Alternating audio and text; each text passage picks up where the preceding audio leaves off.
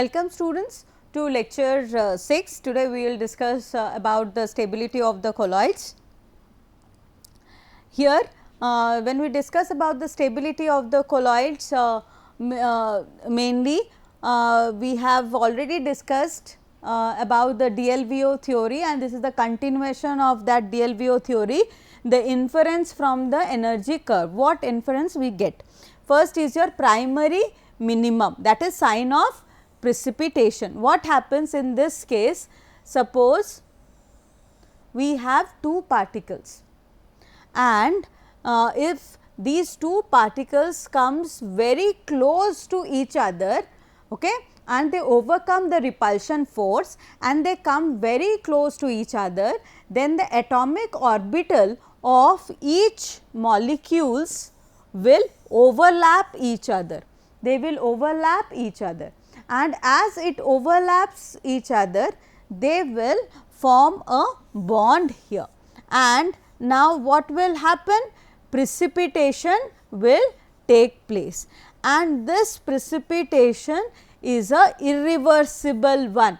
It is a irreversible one, and if the colloidal preparation enters into this primary minimum, then it precipitates and it is destroyed. It means the colloid is destroyed. Now it has to be discarded. Okay. So this is your blue line, this blue line here. Oh sorry, this one, this blue line represents your attraction force. This red line which comes straight here.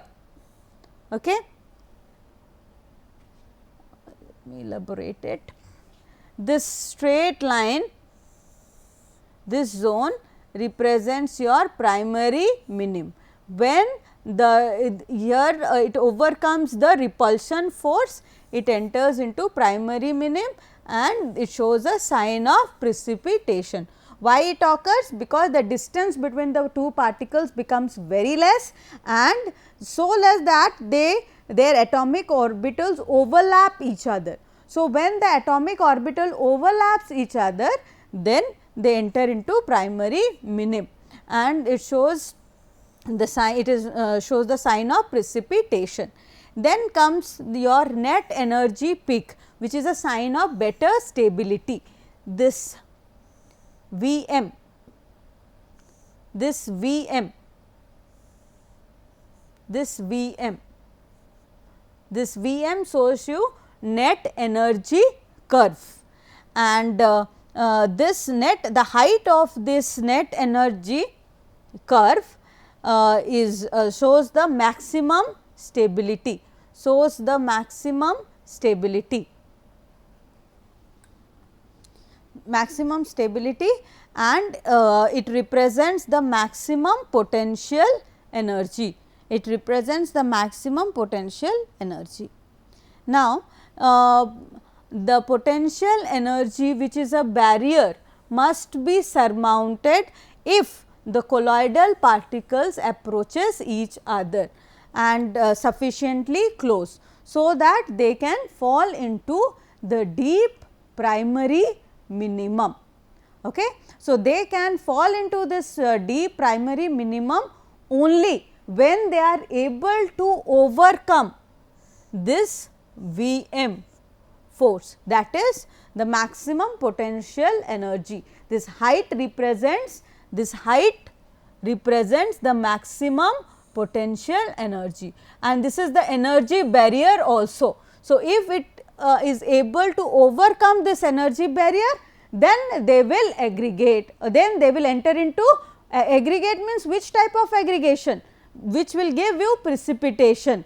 That means it will enter into primary minimum, means there will be overlapping of atomic orbitals. Now, the second inference or the information which we can get from this DLVO theory or curve is your secondary minimum or sign of aggregation. Here what will happen? Here the distance between the particle is ranges from 1000 to 2000 angstrom, and the particles experience a force of attraction, but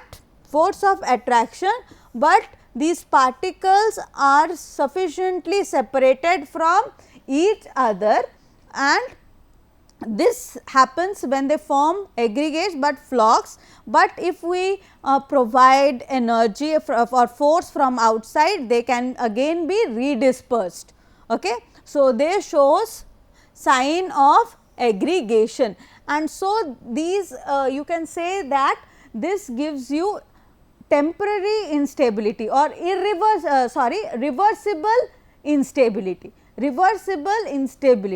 whereas in case of primary minimum it causes permanent instability or irreversible instability. Okay. So, according to DLVO theory, colloidal particles coagulates when the kinetic energy is sufficient to surmount the potential energy barrier, that is Vm. Now, so we can say that instability of lyophobic colloids can be due to two causes, okay? Or you can say we can cause instability by using two methods. Either you reduce the height of the potential barrier, or you increase the kinetic energy so that the particles can be able to overcome this potential energy barrier. So, if you use these two methods, then they can the particles can surmount the potential energy barrier, and this will lead to precipitation or agglomeration. Now, instability in lyophobic colloids. Now, coagulation and precipitation of the sol is defined as a state in which aggregation and settling of the dispersed particle is observed.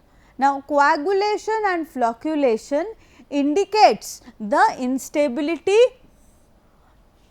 in the dispersion. Now, what are the different causes of coagulation of lyophobic particles? Now, first cause is your removal of electrolyte. Now, when the colloids are purified by dialysis, what happens? See, here you can see the lyophobic colloids when they undergo dialysis. What happens in dialysis? The ions or the small molecules can pass through the semi permeable membrane, and here also you can see when these lyophobic colloids are subjected to dialysis, the electrolytes are removed from it. As the electrolytes are removed, so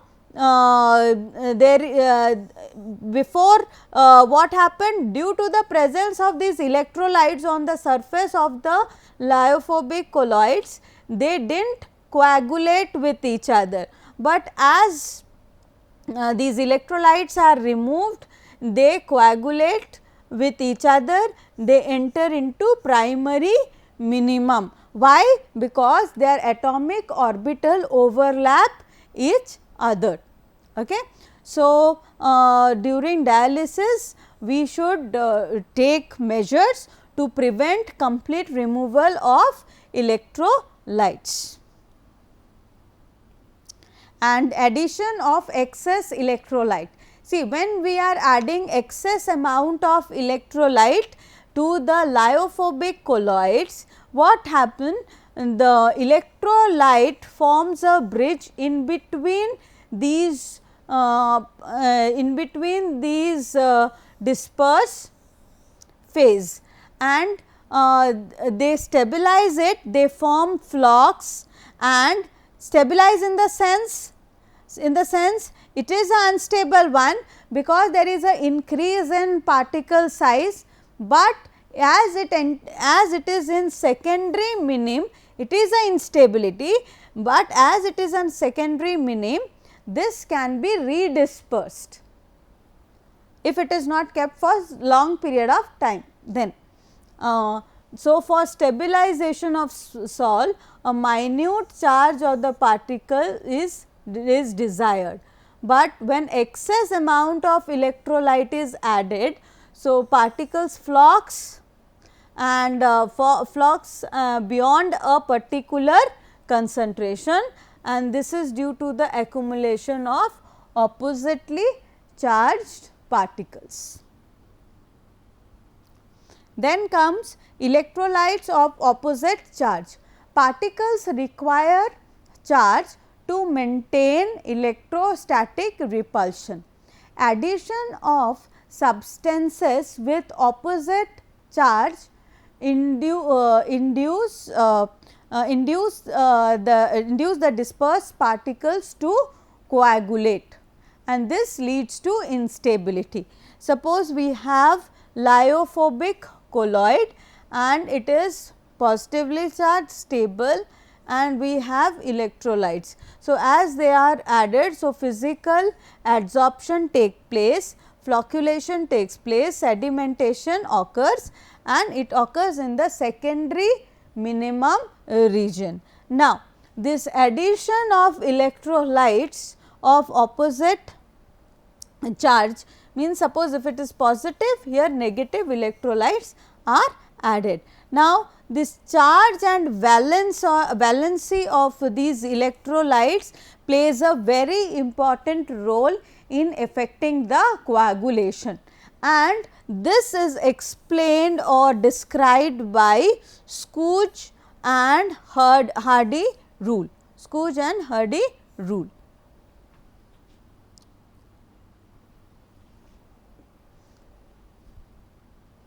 What does these rules states? Scooge and Hardy states that the precipitation power of an ion on a dispersed phase of opposite charge increases with increase in valence or charge of the ion. What does this means? This means that suppose we have cations like aluminum, barium and sodium, but what is the valency in aluminum? It is 3 plus, so it is 3, barium 2 and sodium is 1. So, higher is the valency of the opposite charge. If it is if we are taking a colloid, negative colloid, and we are adding positive cations, then the valency of the cations will decide that how it can cause the coagulation or flocculation. So, aluminum will have this aluminum cation, which is 3 plus, will have higher precipitating power compared to your barium and then compared to your sodium. And same thing occurs for anion. If we are using a positive colloidal dispersion, it can be coagulated by using anions and these anions which have higher valency will have the higher precipitating power. So, higher the valency, effective is the ion, greater is its precipitating power of the of an electrolyte, and this can also be expressed as flocculation value. But the flocculation value, when we define, it is the minimum concentration in millimoles per liter which is required to precipitate the sol in 2 hours. So, smaller is the flocculation value, higher will be the precipitating power. Means when less concentration of a ion is required to precipitate the colloidal preparation, that means it has higher flocculating means it has a small flocculating value and a higher precipitating power. Okay. So, smaller is the flocculating value, the higher is the precipitating power of the ion. Then comes addition of oppositely charged colloids. Here, when we add lyophobic colloid, okay, addition of oppositely charged colloids. Suppose we have a lyophobic colloid, it is positively charged, and we add a lyophobic colloid which is negatively charged. Then what happen when these hydrophilic or hydrophobic colloids with opposite charges are mixed with these hydrophobic colloids, then coagulation takes place, which can be observed here. You can see here, when these are added, there is a physical adsorption or salt formation will take place. Here the same thing can happen if we are using a lyophobic colloid which is positively charged, like for example, bismuth ions, lyophobic colloids are there, bismuth ion it is positively charged, and we added a lyophilic colloid of lyophilic colloid of tragacanth which is negatively charged. Okay. And what happens when this positively charged is positively charged lyophobic colloid and the negatively charged lyophilic colloids are added, or the reverse, the lyophobic colloids positive charge and lyophobic colloids negative charge are added. What happens? They each other, there is a physical adsorption of oppositely charged particles takes place. There is a neutralization of the ionic surface. So, as there is a neutralization of ionic surface, there is a decrease in the Coulombic repulsion force. Coulombic repulsion force. So, here you can see the bismuth subnitrate which is positively charged, and when tragacanth which is an anionic colloid is added, then these two combine, there is a physical absorption takes place and there is a combination of these anions with your cations and salt precipitation takes place. Salt precipitates out, the salt precipitates out due to the neutralization of the ionic surface. Now, in summary we can say that the concentration of electrolytes plays a critical role to maintain the stability of the lyophobic colloids. Okay? And the critical value is characterized by the optimum zeta potential. If the zeta potential is too high, then also it indicates instability. If it is too low, then also it indicates instability. So, if the zeta potential is having a range between 20 to 50 millivolt, then it is the best one, and the highly stable gold salts exhibits nearly 0 zeta potential, and even if we boil this salts, it may also lead to coagulation. And then we will discuss, now we will discuss about the instability of lyophilic colloids. Normally, these lyophilic colloids are thermodynamically stable.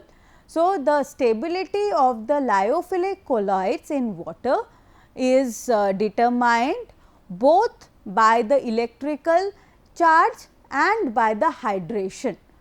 However, these particles may undergo coagulation or precipitation. Now, what are the cause of coagulation of lyophilic dispersions? First is addition of excess of electrolytes. When excess amount of electrolyte is added, okay, then what happens? Coagulation takes place. before that, if a moderate quantity is been added, then what will happen? Just the zeta potential will decrease, but coagulation will not take place, aggregation may take place and the zeta potential will decrease. But when excess amount of these electrolytes are added, what will happen? Suppose this is a lyophilic colloid. As we know that lyophilic means they are solvent loving, and the solvent forms a sheath around this lyophilic.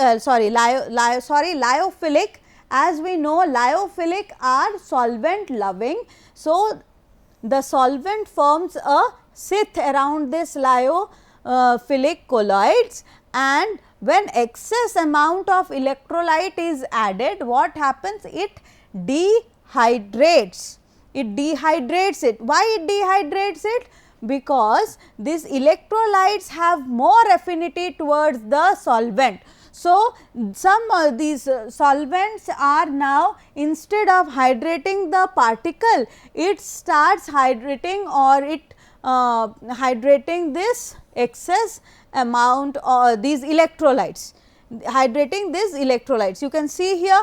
So, they gets dehydrated and they become unstable and the electrolytes get hydrated. So, when high amount of electrolyte do bring about coagulation, in general these lipophilic colloids, as we have already stated, that solvent sheath is formed around the particles. So, when we add high concentration of electrolytes, the ions get hydrated and the water is no more available to hydrate the particles of lyophilic colloids. So, flocculation or salting out takes place. Then comes the coagulating power of this anion and cation.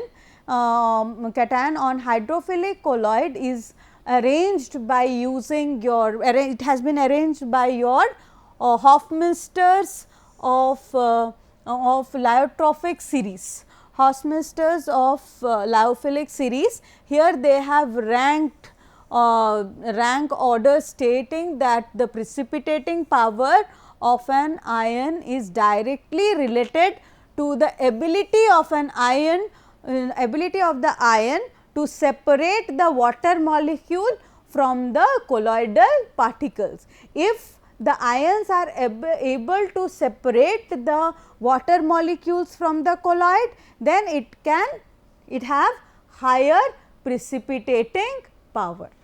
For example, here they have arranged, according to these statements, they have arranged the anions and cations. Like the citrates have higher ability to attract the water molecules compared to tartrates, sulfates, acetates, chlorides, nitrates, bromides and iodides.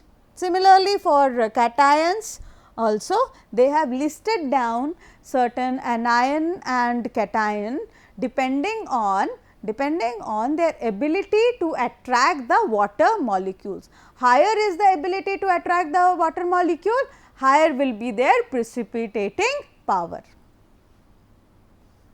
Now, addition of oppositely charged colloids. What happens? Suppose when we are using lipophilic colloid and we are adding a lipophilic colloid of oppositely charged. Suppose this is your positive charge and this is your negative charge. For example, gelatin, it is a positive charge and your lipophilic colloid acacia, it is your negatively charged.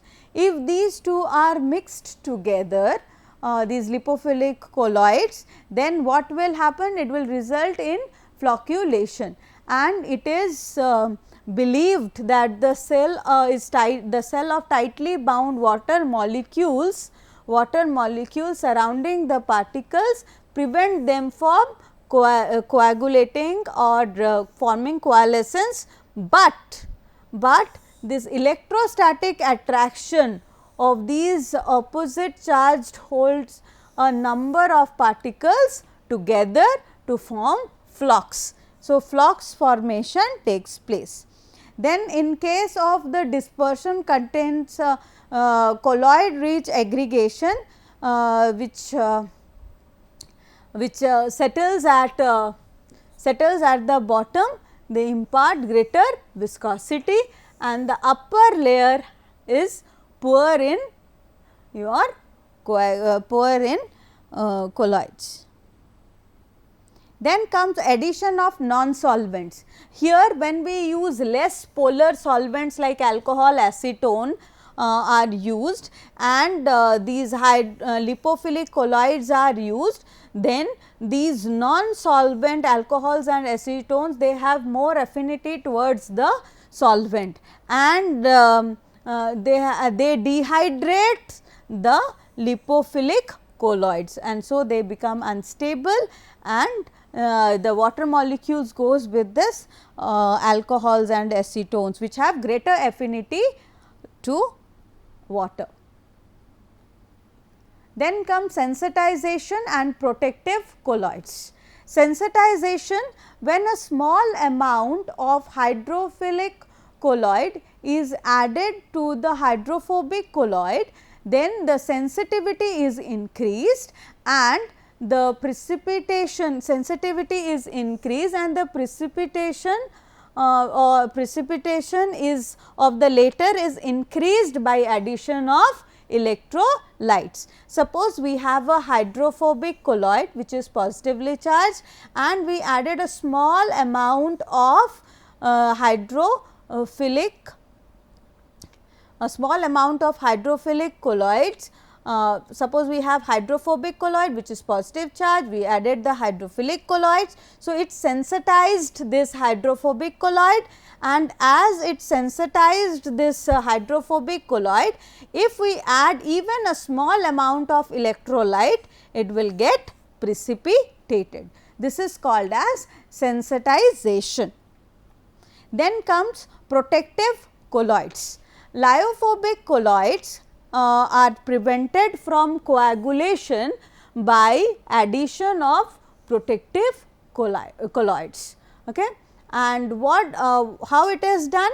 Some lyophobic colloids, in certain lyophobic colloids, we add lyophilic salts so that it can be stabilized and its coagulation can be prevented. So, these type of colloids which helps in the stabilizing the other colloid is called as protective colloids. And this protective colloids property of these hydrophilic or lipophilic salts can be measured in terms of gold number. So, what is gold number? Gold number is the minimum weight in milligram of the protective colloids which is required to prevent the change in color from red to violet in 10 ml of gold sol on addition of 1 ml of 10% solution of sodium chloride. Now, what happens? Here we have taken a gold sol. Gold sol is a hydrophobic colloid. Gold sol is a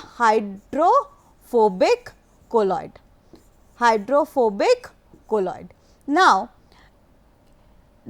this gold sol which is hydrophobic colloid, it has a red color. So, if we add electrolyte, then what will happen? It will cause its coagulation. So, if coagulation occurs, then the color of this color of this gold sol, hydrophobic sol will change to violet color. Why violet color? Because now aggregation has taken place.